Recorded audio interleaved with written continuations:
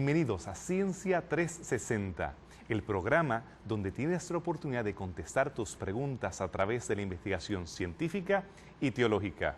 Mi nombre es Efraín Velázquez, arqueólogo y profesor de hebreo bíblico para el Seminario Teológico Adventista Interamericano. Y tengo la oportunidad de tener nuevamente conmigo a la profesora Marcia Crespo. Ella es profesora de biología para la Universidad Adventista de las Antillas en Mayagüez, Puerto Rico. Gracias. Muchas gracias a ti, Efraín, por compartir nuevamente, ¿verdad?, este tema tan interesante acerca de la arqueología y la ciencia. En el programa anterior, pues, estuvimos trabajando con algunas evidencias arqueológicas de piezas muy importantes, ¿verdad?, que nos traen a colación algunos eventos que pudiésemos asociarlos con la Biblia. Y demostramos, ¿verdad?, que todas estas evidencias arqueológicas apuntan hacia una luz mayor, ¿verdad?, con respecto a las escrituras, y dejamos bien claramente presentado que simplemente es que alumbran, no es una evidencia contundente. Sin embargo, existen otras piezas, ¿verdad?, de arqueología que se han descubierto que nos ayudan también a entender un poco mejor el contexto bíblico. Por ejemplo, hablamos del pueblo moabita, que la Biblia lo menciona en Segunda de Reyes, el capítulo 1 y 3, y se descubrió la piedra moabita precisamente con ese nombre en el 1868. ¿Pudieras tú abundar un poquito en el contenido de esa piedra? Bueno, el descubrimiento y lo significativo de esta piedra es casi motivo de una novela. La piedra se encuentra en el Medio Oriente, en el área de lo que hoy se conoce como Jordania. En ese tiempo quedaba al otro lado del Jordán, al otro lado de Palestina.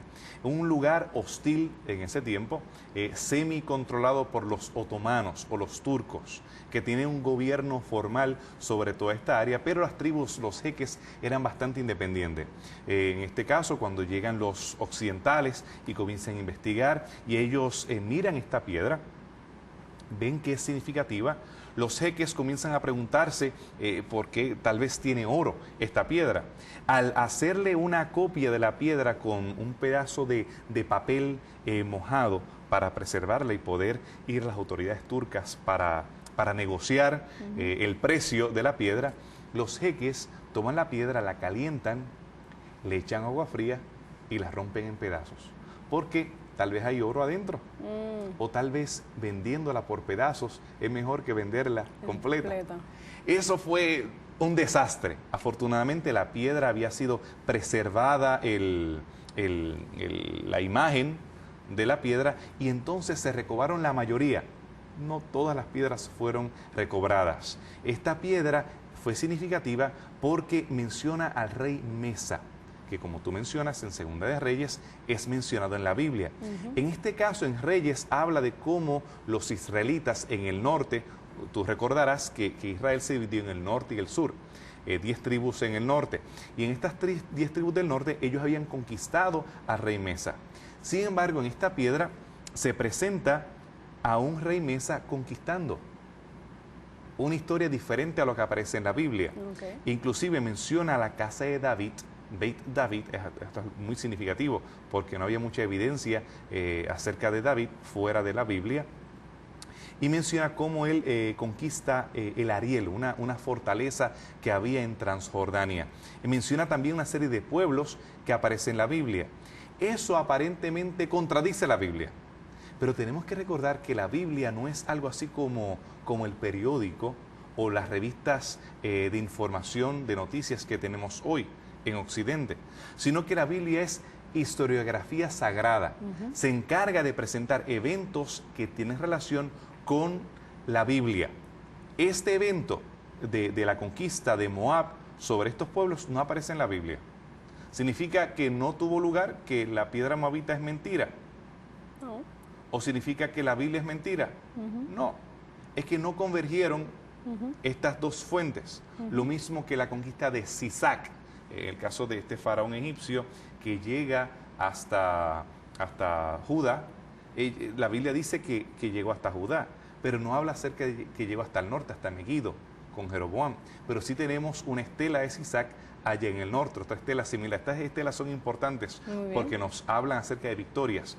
El hecho de que nosotros tengamos estelas que mencionen personajes bíblicos es significativo, pero el hecho de que mencione eventos que no necesariamente estén en la Biblia no debe ser alarmante. ¿Por qué? Porque nosotros tenemos que la Biblia se enfoque en la historia sagrada y en una agenda teológica, podríamos hablar, que tiene que ver con el pueblo de Dios. En otras palabras, nosotros utilizamos la Biblia como una fuente de comunicación con nuestro Dios, ¿verdad? No es un tratado histórico, ni es un tratado científico, y tampoco es un tratado arqueológico, sino que las evidencias que hemos encontrado que son indirectas de la veracidad de la Biblia simplemente nos alumbran, ¿verdad?, nuestro entendimiento de que nuestra fe puede continuar progresando hacia ese sentido. Y esa es una de las cosas que las cartas de Laquis también revelan. ¿Tú pudieras hablarnos un poquito acerca del contenido de estas cartas? Se habla de un ataque del rey de Nabucodonosor en Jerusalén. ¿Pudieras mencionar un poquito con respecto a eso? Estas cartas son también muy emocionantes, porque Laquis fue destruida en 2 ocasiones, y deberíamos tal vez mencionar las 2, aun cuando las cartas a las que hace referencia son del siglo 7 a.C., estamos hablando del tiempo de Nabucodonosor. Pero quisiera tal vez atarla con los paneles que se encontraron en Asiria. En este caso, nosotros tenemos que Sennacherib ataca a Laquis, estamos hablando del año 701 a.C. En este momento el rey Ezequías era el rey. Y tenemos evidencia pictográfica. Yo llevé a mi niño al Museo Británico, pequeñito él, para él familiarizarse con todos estos elementos históricos. Y allí se presentan los hebreos siendo imparados, bien grotescamente, y se ve la ciudad de Laquis siendo rodeada por los ejércitos, en este caso los ejércitos asirios, algo bien impresionante. Tenemos entonces que el registro arqueológico tiene este nivel de destrucción. Tenemos entonces el texto de los asirios, tenemos otro círculo de evidencia, tenemos la destrucción, la capa de ceniza y la destrucción, flechas asirias, y tenemos la Biblia. Convergen esos 3 círculos de evidencia. Más adelante, en el caso de las cartas que tú mencionas, tenemos cartas que son escritas en guijarros, pedazos de alfarería. Se le llama un ostracón a esta carta, que es un pedazo de guijarro, ostraca en plural, donde se escribían estos comunicados en tinta, o en algunas ocasiones se rascaba o se profundizaba, se guayaba, se incisaba lo que querías decir. En este caso tenemos una de estas cartas que dice que no puedo ver las luces de Azeca. Azeca era otra ciudad cerca que ellos hacían señales de noche. Y la Biblia la menciona. ¿Qué pasó? Ya esa ciudad fue destruida. Después tenemos otra carta. Por favor, hagan algo con el profeta que está desanimando a los soldados con sus oráculos. ¿De quién debieron haber estado hablando? De Jeremías. No lo menciona por nombre. Es una evidencia indirecta de un personaje bíblico. Pero está allí. Y en estas cartas tenemos un registro dramático de cómo se van acercando la hambruna. La Biblia menciona acerca de cocinar a los hijos.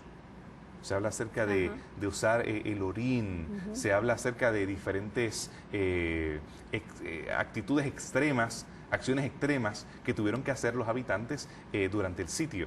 Eso nos presenta evidencia textual, evidencia material, lo que vemos, evidencia bíblica convergiendo en una forma impresionante. Qué interesante, muy interesante esa asociación, ¿verdad? Donde aquí podemos ver que alumbra un poquito más la luz, ¿verdad? Definitivamente. Hablamos también de otras evidencias, como las tablillas sumerias que mencionamos en el programa anterior acerca de los sumerios. Estas tablillas de Nippur, que tengo entendido son una cartografía histórica. Sí. También aporta, ¿verdad?, para la evidencia. Sí. También en este caso tenemos que estas tablillas y este mapa, por ejemplo, fue malinterpretado por mucho tiempo. Estamos hablando de más de 100 años. Porque cuando se leyó el babilónico, en el caso anterior, sumerio, estaba en el área de Babilonia, pero era sumerio, perdón. Tenemos que aparentemente la tierra estaba rodeada por una bóveda de metal. Entonces se entendía que la cosmografía sumeria y más adelante la babilónica, que seguía utilizando esta misma palabra que se utilizaba en sumerio, esa raíz, se utilizaba para traducirla como bóveda una bóveda de hierro en la cual el centro del universo era la Tierra y solamente tenemos que la Luna y el Sol colgaban de esta bóveda como si fuera la cosmografía babilónica. Pero es en base a una traducción equivocada. Okay. No se trata en algunas ocasiones, los modernos, los historiadores, han impuesto en los materiales antiguos sus propios conceptos. En este caso tenemos un concepto medieval que sí presentaba a la Tierra como el centro del universo, que Copérnico lo desafió más adelante, pero se lo ascriben a la Biblia. En este caso, cuando se habla acerca de las cuatro esquinas de la Tierra, pensaban también que la Biblia estaba hablando de una Biblia, de una Tierra que fuera plana. Pero la Biblia no está hablando de eso, está hablando inclusive, en el libro de Isaías se habla acerca de una Biblia de una tierra redonda. Redondez de la tierra. Así que este mapa es muy interesante. ¿Por qué? Porque presentaba una cosmografía. Es interesante porque fue malinterpretado por los occidentales y que ahora recientemente se ha reinterpretado, se ha reescrito la traducción y nos habla acerca de una tierra redonda, nos está hablando acerca de una tierra diferente a la cual se presentaba en la época medieval y que los antiguos, sin conocimiento astronómico que tenemos hoy, tenían bastante claro y mejor entendido los conceptos cosmográficos de lo que tuvieron los europeos en la época medieval. Y esta es prácticamente, ¿verdad?, una de las pocas evidencias que hemos visto de mapas como tal. Exactamente. Se habla también del cilindro de Ciro. ¿Pudieras hablarnos un poquito del contenido de ese cilindro? Bueno, en el cilindro de Ciro tenemos también otro caso de interpretación de historiadores, interpretación de historiadores antiguos, historiadores modernos y la expectativa que tenemos. En el caso de la conquista de Babilonia, la Biblia dice que fue conquistada por Ciro y que en una noche Belsasar estaba bebiendo y tenía una orgía y fue escrito en la pared que tú has sido pesado en balanza y has sido hallado falto.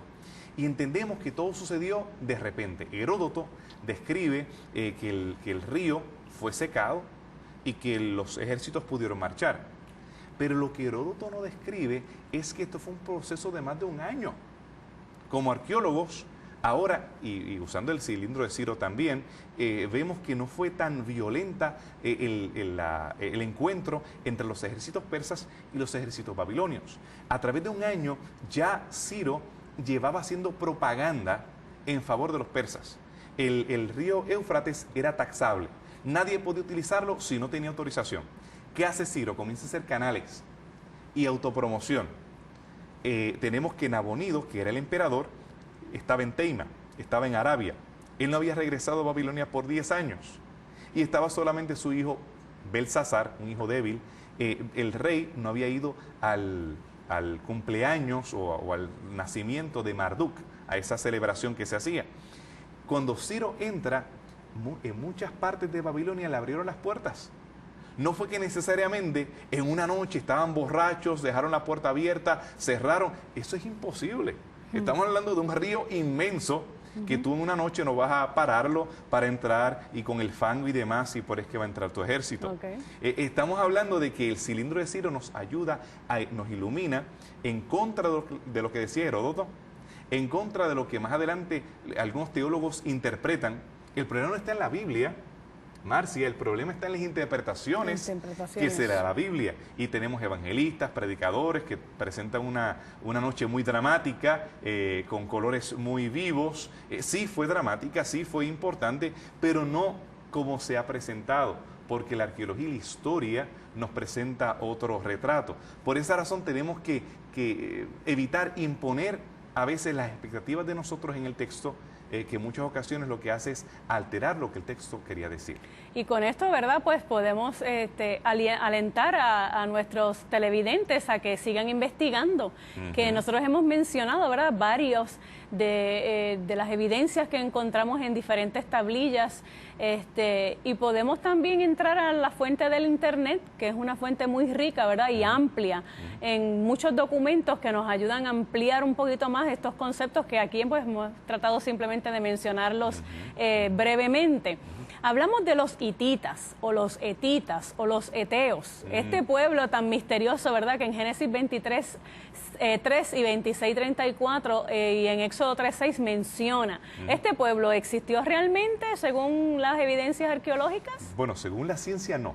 Estamos hablando de que en el siglo XIX la Enciclopedia Británica alegaba que esto es un pueblo mítico, que la Biblia habla. Estamos hablando de un parrafito, es lo que tenía acerca de los hititas, eteos, ateos, jateos con H. Con H. Realmente es un pueblo mítico, pero durante el siglo XIX los arqueólogos tuvieron la oportunidad de visitar un área llamada Bogascoy, hoy por hoy, Hattusas en tiempos bíblicos. Y ahí encontraron, Marci, una ciudad de carácter colosal. Las ciudades usualmente en el antiguo Cercano Oriente son bastante pequeñas.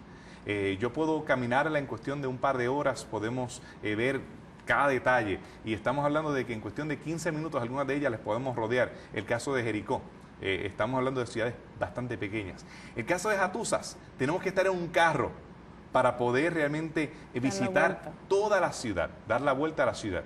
Encontramos una ciudad colosal, con literatura, con palacios, con templos impresionantes. Pero hay que hacer una diferencia.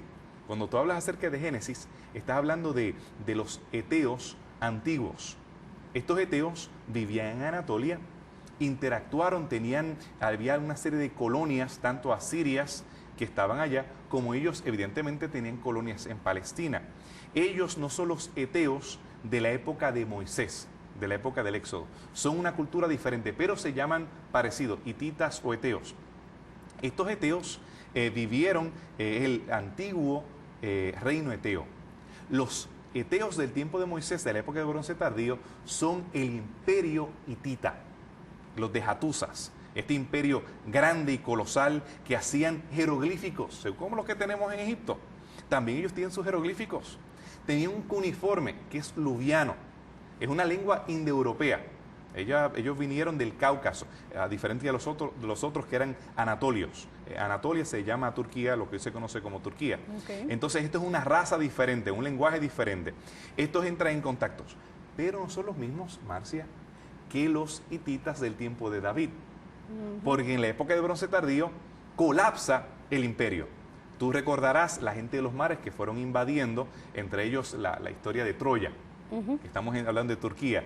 Todas estas tribus, que eran tribus griegas, bárbaras, esos eran los piratas de ese tiempo, que ellos queman a estas civilizaciones de Anatolia y ellos colapsan. Es Salomón, cuando menciona el libro de Reyes, que él negociaba caballos con los hititas, está hablando acerca de los neoeteos, que vivían en la parte del norte de Siria. En la Biblia habla de un eteo, el famoso Urías, Urías el eteo. Urías eteo. Estamos hablando de que Jebús, en Jerusalén, era una ciudad jebusea o hitita. Los nombres de algunos de los reyes anteriores los podemos atar a deidades hititas. Ese rey anterior que tenemos para el tiempo de Abraham era Melquisedec, que no era un hitita tradicional, pero sí lo podemos relacionar con los eteos y estando relacionado a esta cultura más adelante durante la época de bronce tardío, después que Melquisedec muere. Así que cuando hablamos de los eteos, hablamos de tres principalmente: eteos antiguos, el imperio hitita y los neoteos. Hoy tenemos enciclopedias que nos hablan acerca de los eteos, que supuestamente no existían, y tenemos evidencia. Como decía mi amigo Kenneth Kitchen, la ausencia de evidencia no es evidencia de ausencia. Hay que tener un poco de paciencia y aparece, como en este caso, los hititas. Muy bien, qué interesante eso. Hay una cita que quisiera comentar contigo para que pudieses, ¿verdad?, argumentar a favor o en contra de ella. En Señales de los Tiempos, el 30 de diciembre del 1886, dice: el que le da la espalda al peso de las evidencias, solo porque hay unas pocas que no pueden explicar a su comprensión finita, será dejada en la fría y en la escalofriante atmósfera de la incredulidad y del escepticismo, donde su fe naufragará. ¿Estaremos viendo esto cumpliéndose en nuestros días? Indudablemente. Muchos de mis colegas en el área de arqueología que hoy no creen, no tienen fe, no comulgan en ninguna iglesia, ellos comenzaron como personas bien conservadoras que creen en la Biblia, personas que fueron al campo de arqueología para probar la Biblia, pero poco a poco se dieron cuenta de que sus expectativas no se cumplían. En el caso, por ejemplo, de la destrucción de estas ciudades cananeas, se esperaban que todas estas ciudades fueran destruidas porque Josué llegó y quemó, las puso a fuego, pero no encontramos evidencia de eso. Pero ¿sabes qué, Marcia? La Biblia no dice que todas estas ciudades fueron quemadas. Estas ciudades Jerem, que fueron dedicadas para ser quemadas, fueron limitadas. Estamos hablando acerca de Jericó, fue destruida Ai, Hatzor fue destruida. No fueron destruidas todas como lo presenta la conquista de Albright. William Foxwell Albright, uno de los grandes arqueólogos cristianos, arqueólogos bíblicos, él esperaba este tipo de conquista, pero no tenemos evidencia de esa conquista, porque no tenemos evidencia de la versión de Albright, de la versión de algunos. Y muchos, tristemente, al no encontrar evidencia de lo que ellos esperaban, su fe, que estaba basada en forma modernista, en forma empírica, de lo que ellos iban a encontrar, y hoy no creen. Como esta cita que tú mencionas, algunos que se dejan llevar por el escepticismo. Y en muchas ocasiones, Marcia, hay asuntos que van más allá de la evidencia. Hay asuntos que tienen que ver con nuestra experiencia. Exacto. Cuando tú pierdes un niño, cuando tienes enfermedad en tu casa, cuando hay infidelidad, cuando hay una serie de problemas, eso en algunas ocasiones acelera nuestras dudas y nos aleja de la evidencia.